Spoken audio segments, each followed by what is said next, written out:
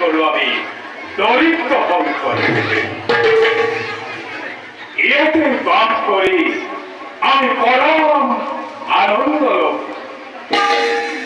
এই বিশ্ব ব্রহ্মাণ্ড ব্রহ্মা দেবর দ্বারা সৃষ্টি, বিষ্ণু দেবর দ্বারা পালন, আর রুদ্র আমি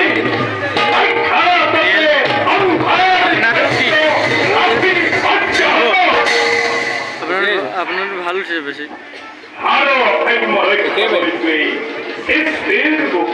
বিভন যুগে যুগে নিরবচ্ছিন্ন ভাবে আমার কার্য চলিয়াছে আর ভবিষ্যতেও ছড়িয়েই থাকবে।